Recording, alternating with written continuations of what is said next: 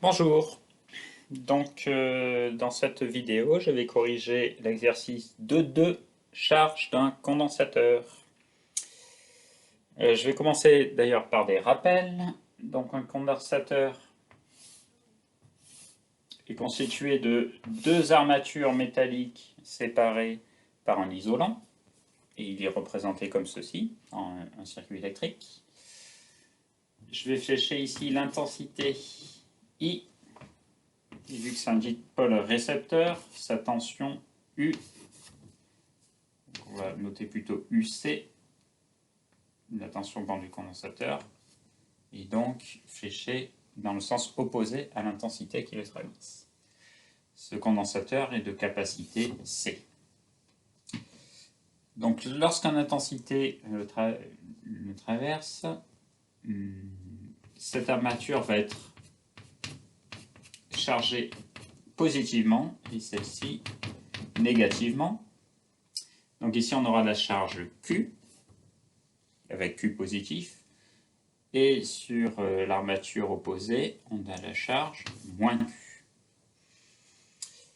Donc on peut écrire que l'intensité I est égale à la dérivée par rapport au temps de la charge Q. Et la tension aux bornes du condensateur, UC, c'est égal à Q sur C. Avec Q la charge sur l'armature positive, donc Q est positif, et C la capacité du condensateur. Donc ça, ce sont deux formules à connaître parfaitement.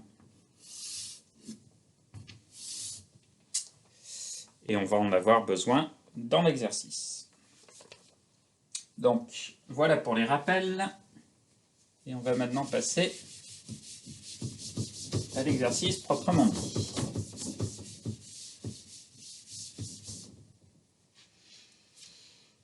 Donc nous avons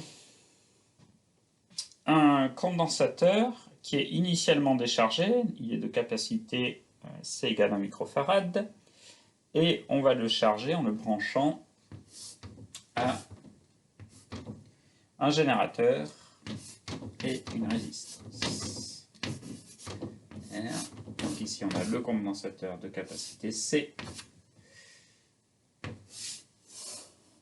Et donc ici on a un interrupteur que l'on ferme à t égale 0. C'est pour ça que j'ai mis un fil. On nous demande de montrer que l'équation différentielle régissant la charge Q est dérivée de Q par rapport au temps égale dérivée de Q par rapport au temps plus Q sur RC est égal à E sur R.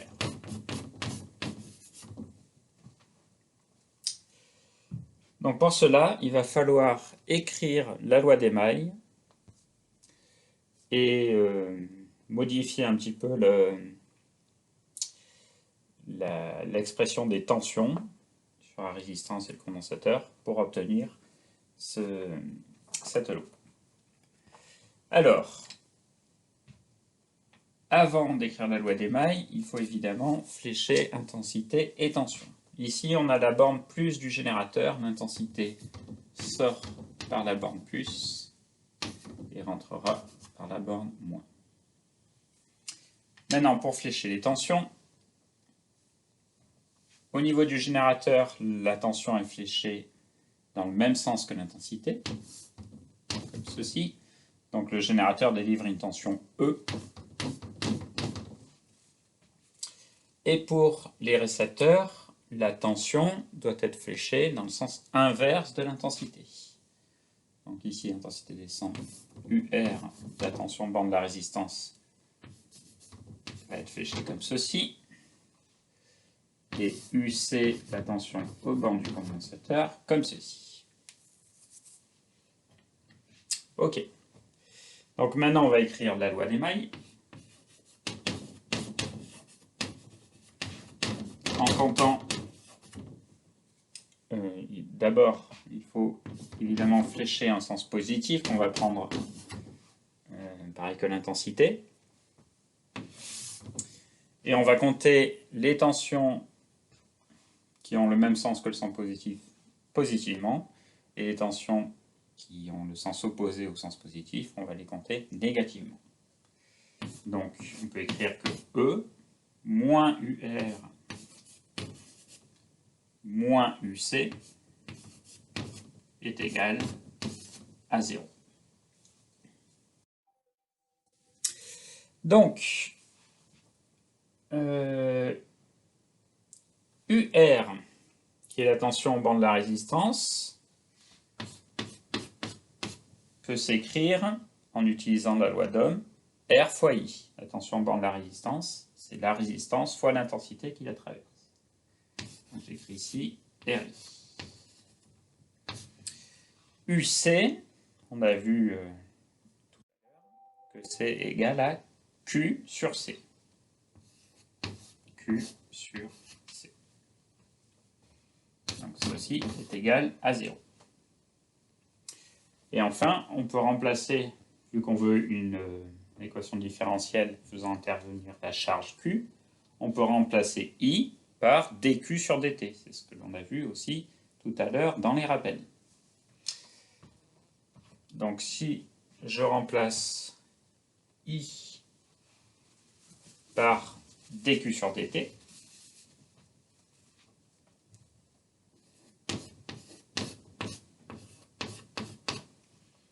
on voit que l'on a à peu de choses près la relation recherchée.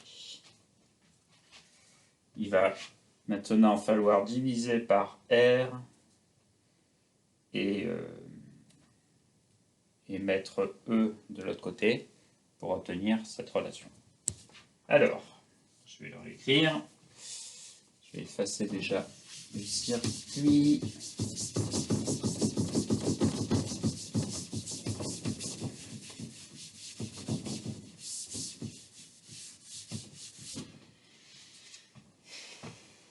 Donc, je divise par R cette expression.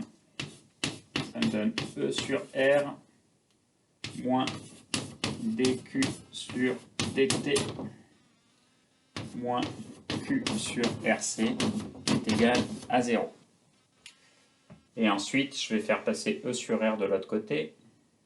Donc, ça va me donner moins dQ sur dt moins Q sur RC est égal à moins E sur R. Je multiplie à droite et à gauche par moins 1. Donc j'ai des plus de partout. Et j'obtiens la relation que l'on recherchait. On a bien dQ sur dt plus Q sur RC égale E sur R, qui est l'équation différentielle qui régit la charge Q. Bien, donc pour la deuxième question de cet exercice, on nous demande de montrer que Q égale CE facteur de 1 moins exponentielle moins T sur RC et solution de l'équation différentielle dQ sur dt plus Q sur RC égale E sur R.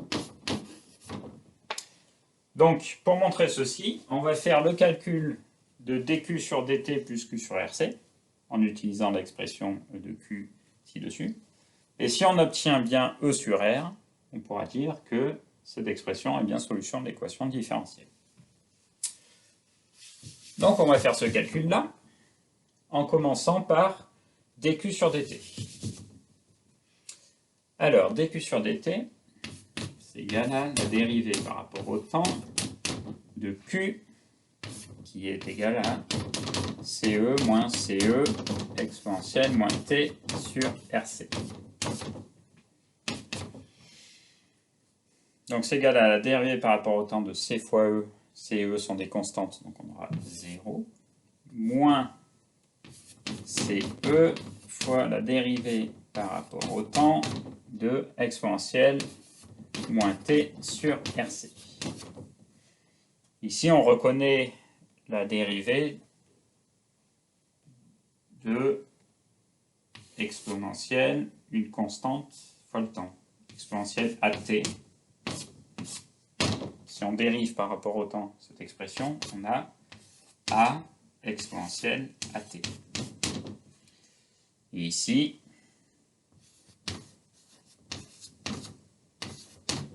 dans notre cas, on a petit a qui est égal à moins 1 sur RC. C'est cette constante-là. Donc, appliquons cette formule.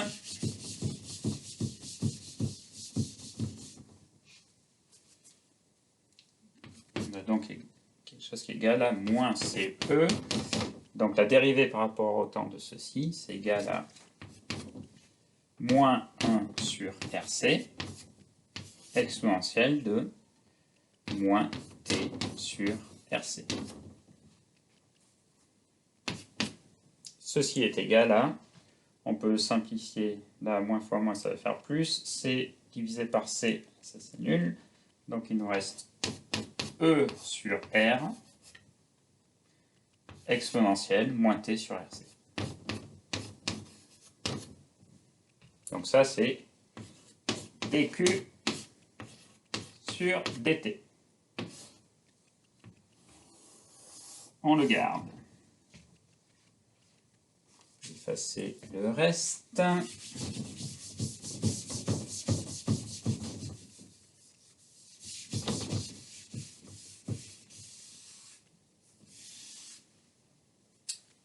Alors, là on a fait le calcul de dQ sur dt, il nous reste à faire le calcul de Q sur RC.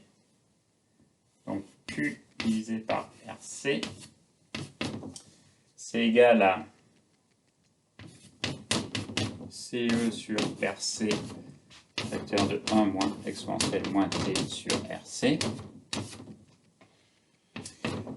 C'est donc égal à,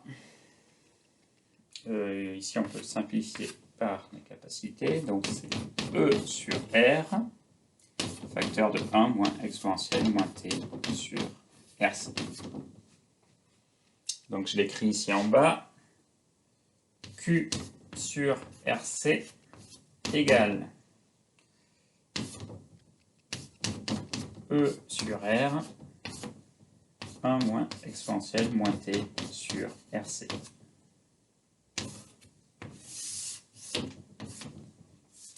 Voilà. Et donc maintenant on va faire le calcul dQ sur dt plus Q sur RC.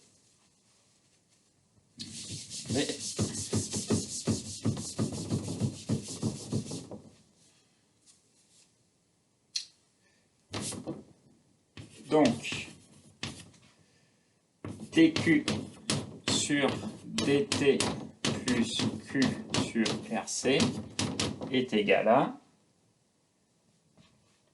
alors on aura E sur R qu'on peut mettre en facteur, E sur R, facteur de exponentielle moins T sur RC, plus 1 moins exponentielle moins T sur RC.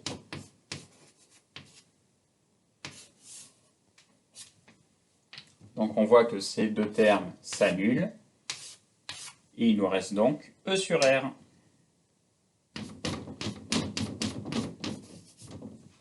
Conclusion, l'expression de Q qu'on nous donnait est bien solution de l'équation différentielle. Bien, dQ sur dt plus Q sur RC qui est égal à E sur R.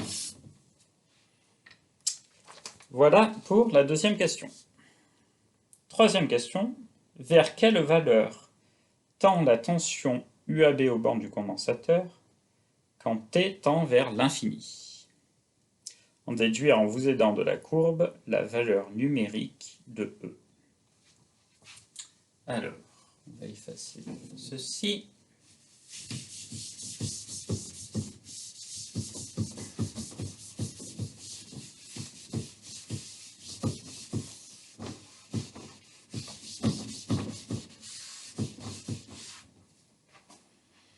Et donc, question 3.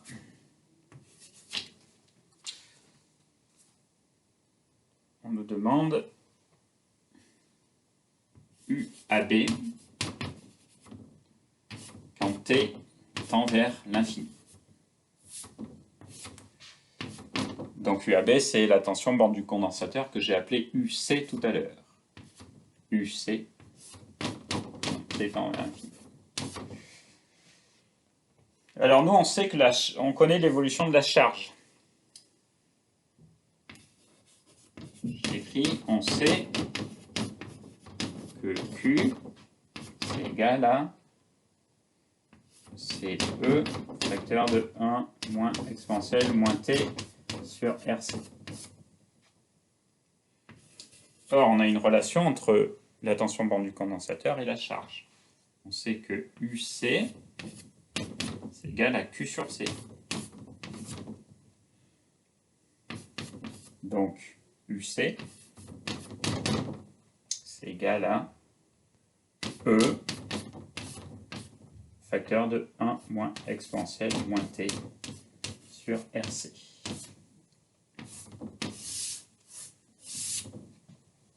Donc ça, c'est UC à l'instant T.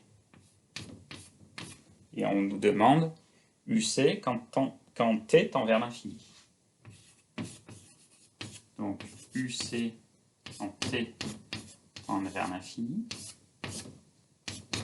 c'est égal à quoi? C'est égal à E facteur de 1 moins... Alors, si T tend vers l'infini, on aura exponentielle de moins l'infini ici. Et l'exponentielle de moins l'infini, c'est 0. Donc on aura 1 moins 0. Donc UC tend vers E quand T tend vers l'infini. En déduire en vous aidant de la courbe la valeur numérique de E. Alors, je vais effacer ici.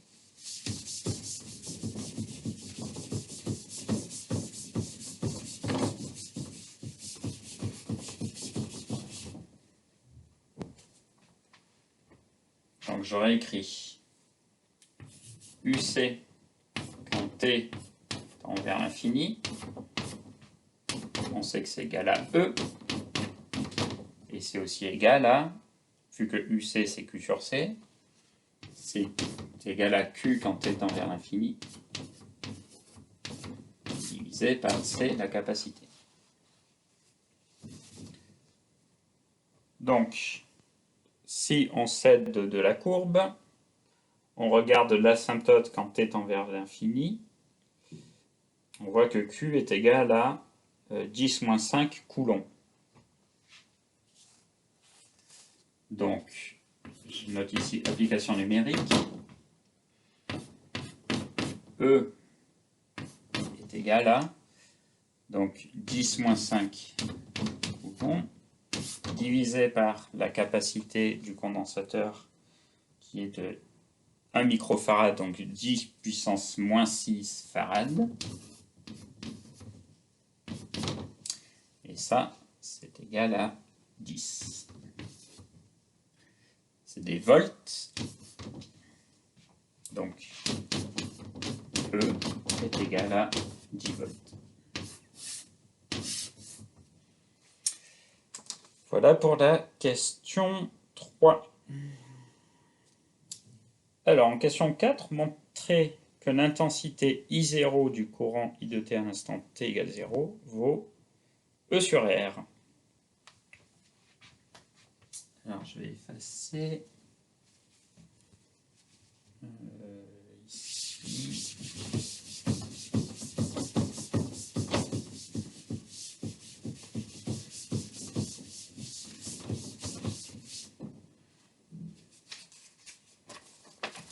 Et donc, on est à la question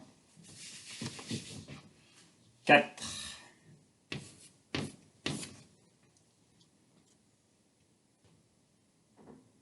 On cherche I0 qui est égal à I à t égale 0. Alors, on va reprendre l'expression de l'intensité. I, c'est dérivé de Q par rapport au temps.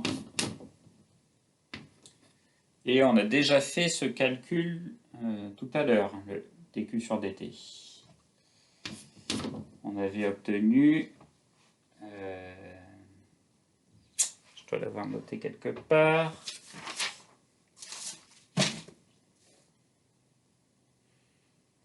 dQ sur dt, c'est E sur R exponentielle moins t sur RC. C'était noté ici en petit. On l'avait obtenu lors de la question 2.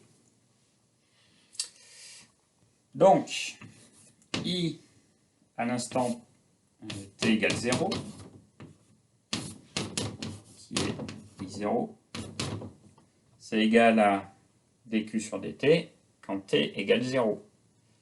Donc là, on aura exponentielle de 0, ça fait 1. Donc il nous reste E sur R. Voilà.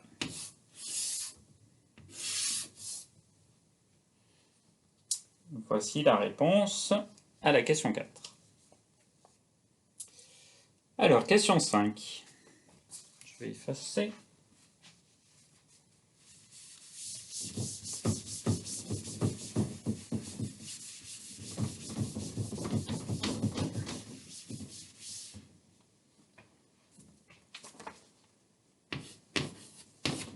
Question 5. Pourquoi peut-on affirmer que l'intensité du courant dans le circuit, à un instant de date t quelconque, est donnée par le coefficient directeur de la tangente à la courbe ci-dessus, au point de la courbe d'abscisse t? Alors c'est simplement la définition de la dérivée. On sait que I à l'instant t, c'est la dérivée de la charge par rapport au temps. Donc, si vous connaissez l'évolution de la charge, la Q par rapport au temps, à un instant t quelconque, on va prendre ici, on sait que I de t, c'est la dérivée de la charge par rapport au temps. Et donc, c'est bien la tangente, le coefficient directeur de la tangente à la courbe Q en fonction du temps. Donc ici, je marque I à l'instant t et le coefficient direct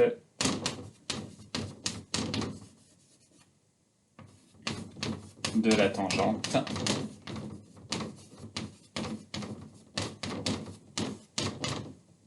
à la courbe Q de t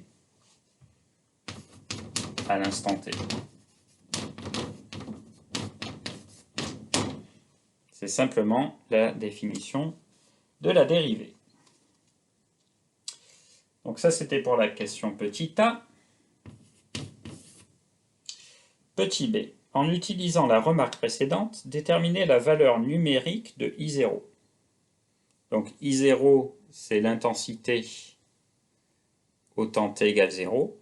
Et donc pour le déterminer graphiquement, on va tracer la tangente de la courbe Q de t à l'instant t égale 0. Donc en d'autres termes, bon, je vais réeffacer.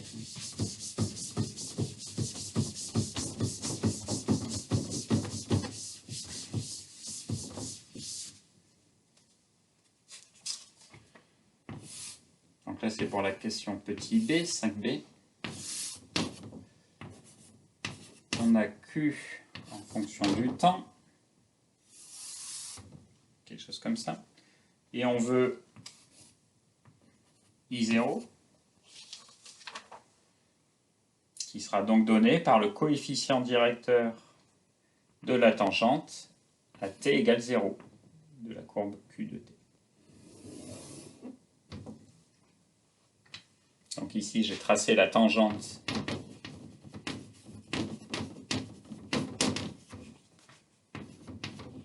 à t égale 0. Et donc le coefficient directeur,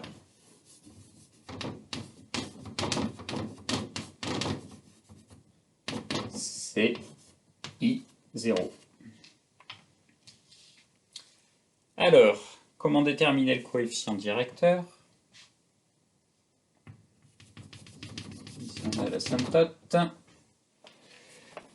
Donc pour calculer le coefficient directeur,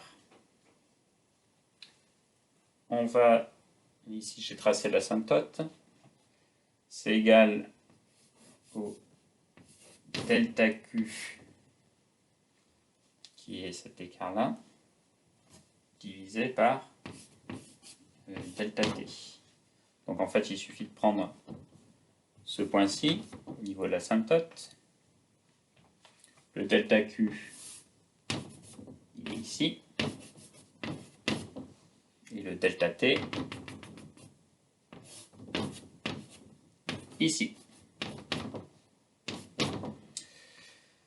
Alors, delta Q, c'est égal à 10 moins 5 coulombs, vu qu'on part de 0, divisé par le delta T, qui vaut à peu près 0,01 seconde.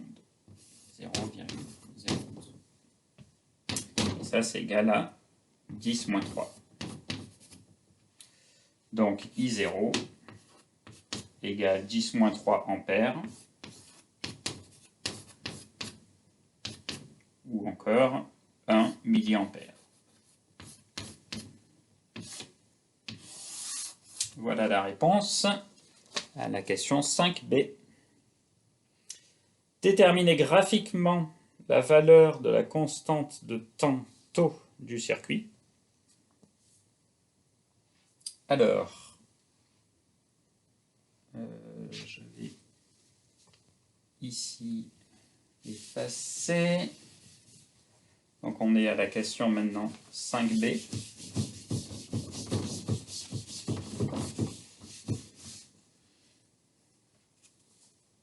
5C, pardon. On nous demande le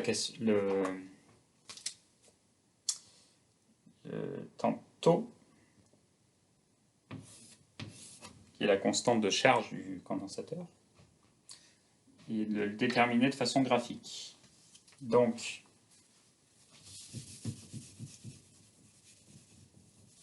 il y a deux façons de faire. Soit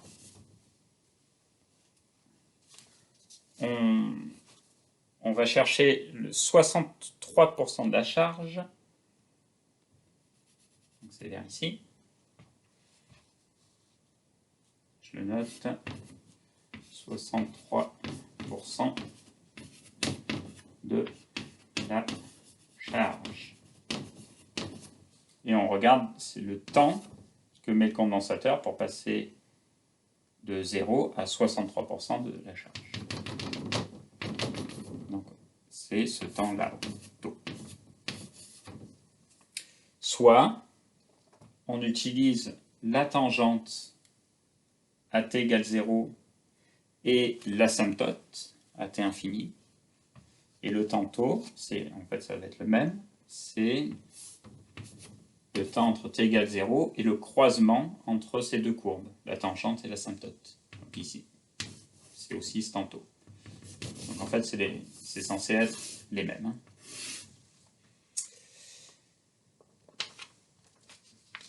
Et donc ce temps tau, il vaut graphiquement 0,01 seconde.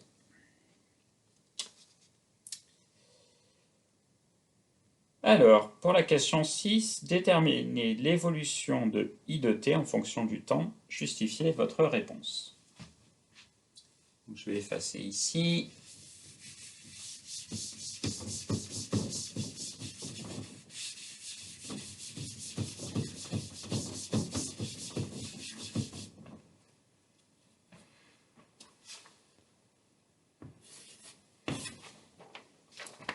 demande I de t en fonction du temps. Enfin, de le déterminer graphiquement, c'est bien ça. Déterminer l'évolution de I de t en fonction du temps. Donc, on sait que I de t, toujours pareil, c'est dq sur dt. Et on a déjà vu précédemment que c'est E sur R exponentielle moins t sur RC. Donc, graphiquement, à t égale 0, je remplace t par 0, on a E sur R. Donc ici, je trace I en fonction du temps. Donc, on démarre pour t égale 0 à E sur R.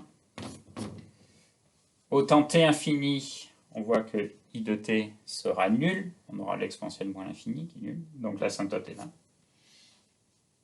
Et donc l'évolution, elle est comme ceci. Avec la même constante de temps, toujours, qui est égale à RC.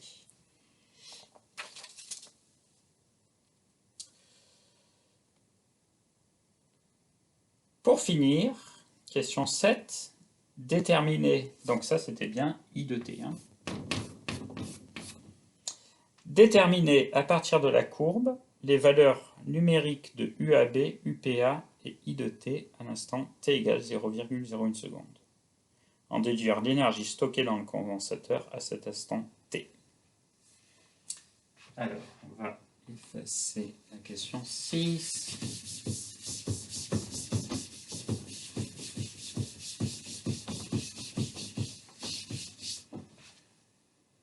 Et on passe à la question 7.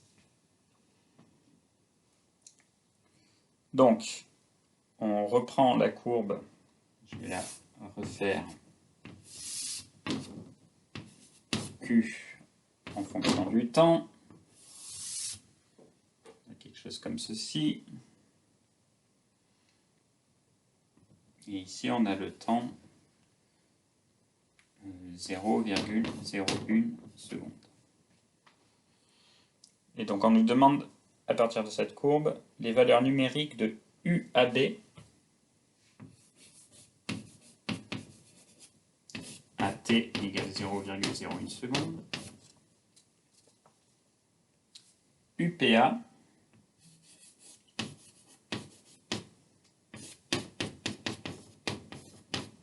et I de t.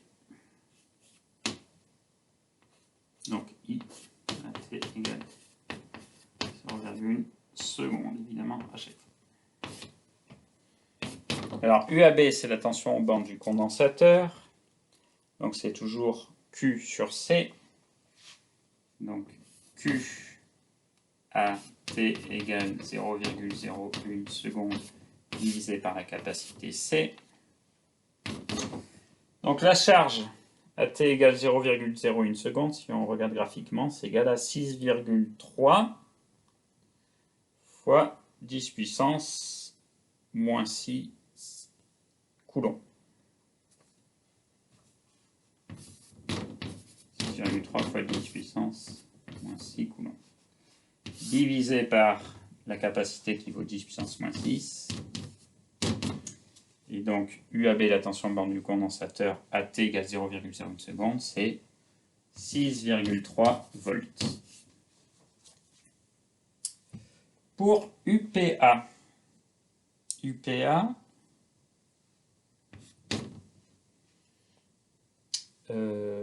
c'est... Alors, il faudrait que je reprenne le schéma. Sans prendre le schéma, on va reprendre la loi des mailles qu'on avait écrit au tout début.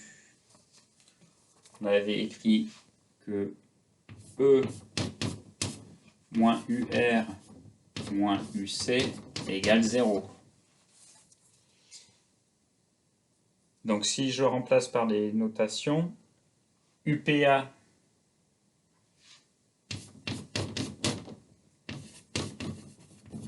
on voit que UPA c'est UR Et UC, c'est UAB, c'est pareil. Hein.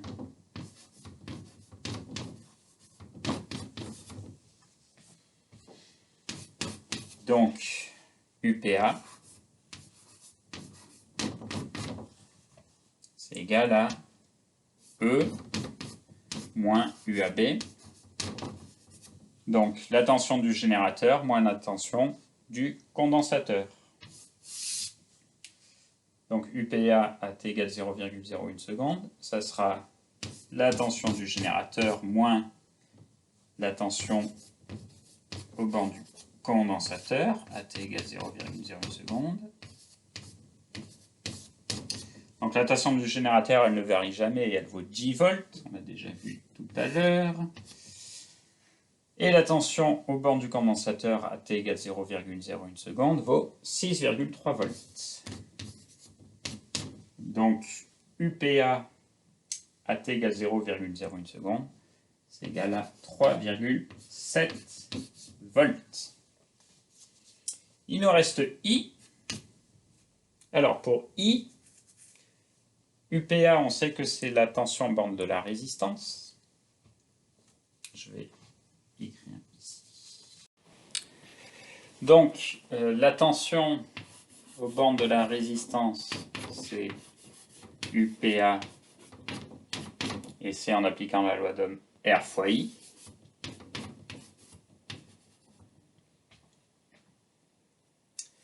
Et donc, I, ça va être égal à UPA divisé par R. Alors, pour la résistance, j'avais oublié dans la question 5b de la déterminer.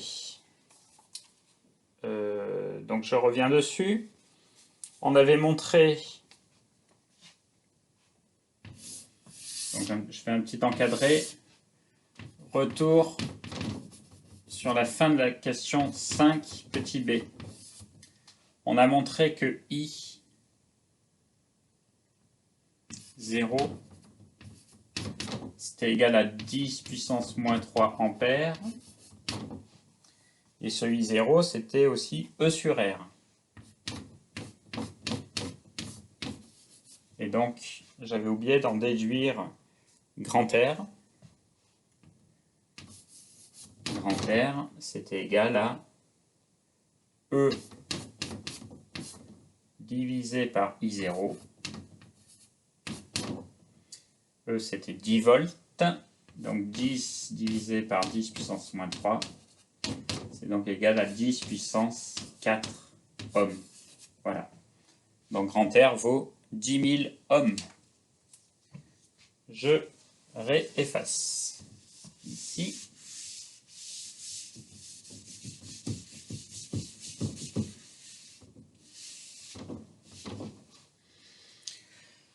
Donc, I à l'instant 0,01 seconde, ça vaut UPA à 0,01 seconde divisé par grand R, et donc c'est 3,7 divisé par 10 puissance 4.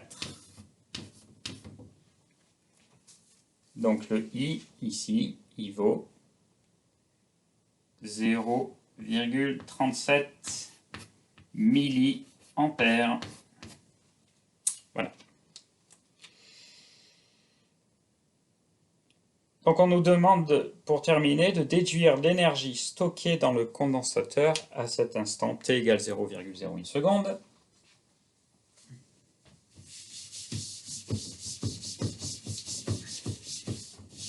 Donc, l'énergie stockée, que je vais noter EC. EC, c'est 1/2 de C, la capacité du condensateur, multiplié par la tension à ses bornes au carré, UC au carré. Donc c'est égal à 1/2. Donc là on cherche EC à l'instant,